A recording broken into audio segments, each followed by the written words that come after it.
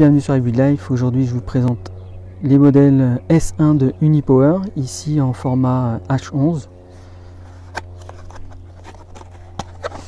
Donc on a un packaging assez réduit et pour cause, parce que les LED se présentent de cette manière.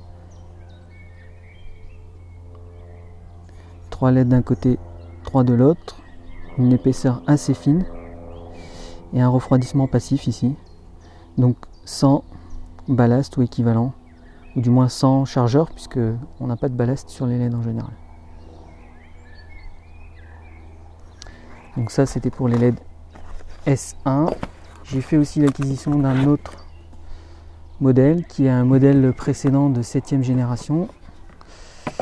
Donc vous voyez, le packaging est assez soigné. Donc là on se retrouve en modèle H4 double faisceau, donc haut et bas, ou feu de route et feu de croisement intégré.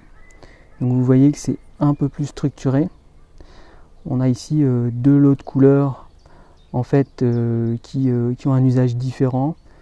L'un pour l'éclairage type brouillard et l'autre pour un éclairage type normal. Donc on a deux températures de couleurs différentes. Donc vous voyez ici le refroidissement aussi passif. Et puis la partie bloc. Donc c'est en aluminium. Comme le refroidisseur. Donc fabrication de belle facture. Avec un aluminium type aéronautique.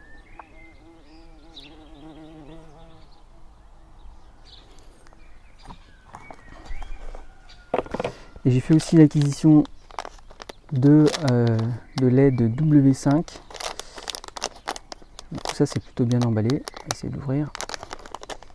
Si on y arrive. Donc j'en ai acquis plusieurs pour voir ce que ça donnait. Comme vous pouvez le voir,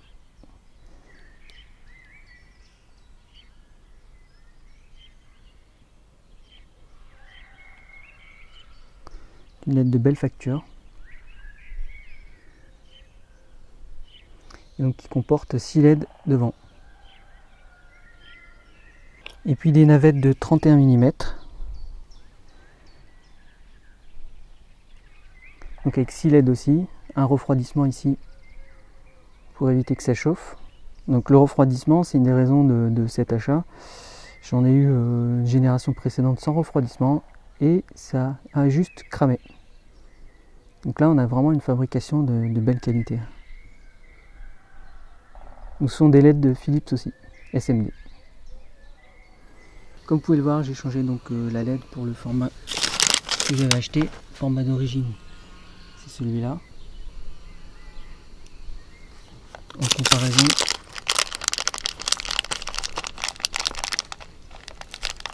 avec une LED de ce type-là, donc que j'ai inséré ici. Donc vous voyez là c'est plutôt en noir.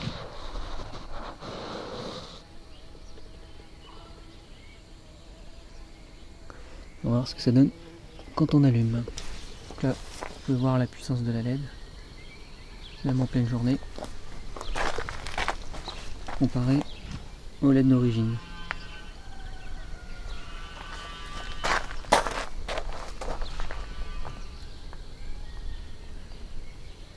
Alors comme vous pouvez le voir, j'ai démonté ici la Gen 7 que j'avais testée, donc qui s'est avérée assez intéressante, peut-être un petit peu moins du fait de sa forme, qui éclaire un petit peu moins au centre, un peu mieux sur les côtés. Et ici, comme on a l'autre génération, on peut voir qu'elle est beaucoup plus étroite, ce qui permettra normalement de diffuser un tout petit peu mieux la lumière. Donc à vérifier.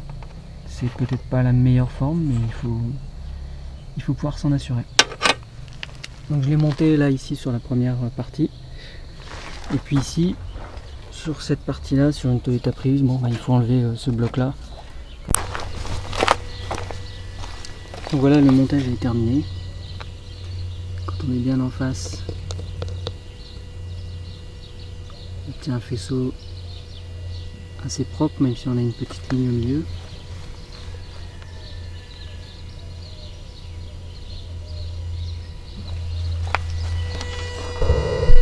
comme vous pouvez voir, assez petit.